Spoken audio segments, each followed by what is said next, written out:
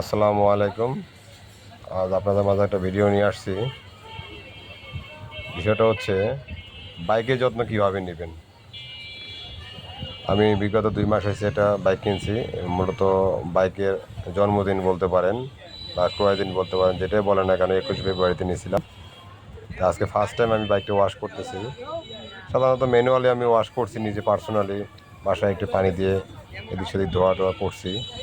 আজকে first time আমি wash পয়েন্টে নিয়ে আসছি ওয়াশ করার জন্য। তো বাইক আসলে একটা শখের জিনিস, কেউ পেশায় নেয়, কেউ শখে কিনে। কিন্তু মূলত শখেই কিনা বাইক, শখ থেকে পেশা হয়ে যায়। তো আজকে আপনাদের মাঝে বাইক কীভাবে ওয়াশ করতে হয় সেই বিষয়ে একটু শেয়ার করব।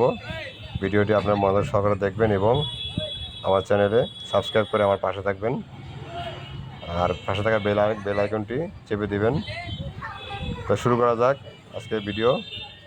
বিষয়টা হচ্ছে, আমি বাইক সেন্টারে বাইক ওয়াশ করতে নিয়ে আসছি। ফার্স্ট টাইম যে জিনিসটা সতর্কতা অবলম্বন করবেন, ইঞ্জিন হিট থাকা অবস্থায় কখনো বাইক ওয়াশ করবেন না।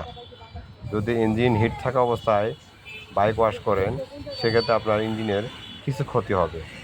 যেমন হিট থাকা অবস্থায় যখন আপনি ওয়াশ করবেন, ইঞ্জিনের যে একটা আপনি কালার আছে, কালারটা উঠে যাওয়ার চান্স থাকবে 100-100।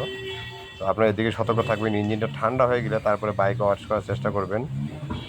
আর দ্বিতীয়ত হচ্ছে, বাইক ওয়াশের সময় বিশেষ করে অপারেটিং সিস্টেম, চাবি যেখানে করা হয় সেখানে হ্যান্ডেল বার, ওইখানে engine on off switch, class point, এগুলোতে যখন ওয়াশ করবেন অবশ্যই এয়ার মেরে ভালো করে ক্লিন করে নেবেন, যাতে ভিতরে কোনো পানি না থাকে। পানি থাকলে সেই ক্ষেত্রে প্রবলেম হওয়ার চান্স আছে। যদি সম্ভব হয় তাহলে আপনি ওয়াশ করার পরে অবশ্যই WD-40 মেরে নেবেন।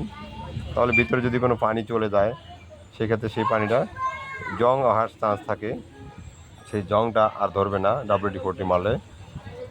আর বাইক সচরাচর আমরা বাইক রাইড করি ভাঙাচোরা রাস্তায়, কাদায়, সবসময় বেশিরভাগ কাদায় লাগে আপনাদের ইঞ্জিনের বডিতে, ইঞ্জিনের নিচে, সাইলেন্সরে, কমন জিনিস। আর বাইক ওয়াশ করার সময় অবশ্যই আলতোভাবে এবং সফট ফেব্রিক দিয়ে ওয়াশ করার চেষ্টা করবেন। সেই ক্ষেত্রে আপনার বাইকের কালার নষ্ট হওয়ার চান্স থাকবে না।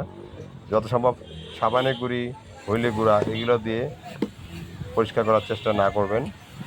আর বাইক ওয়াশ পয়েন্ট থেকে বাইক ওয়াশ করলে একটা সুবিধা হচ্ছে, ওরা যখন পানিটা মারে, স্প্রে করে, অনেক মেশিন দিয়ে, একটা মেশিন গান দিয়ে স্প্রে করে, সেই স্প্রেটা চিপায় চাপায় কোনায় ভালো করে যায়।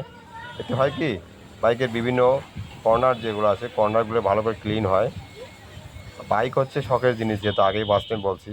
তো এই শখের জিনিসটাকে যত যত্ন সহকারে রাখবেন, তত লংজিভিটি দিবে এবং অনেক দিন ভালো থাকবে ইঞ্জিন।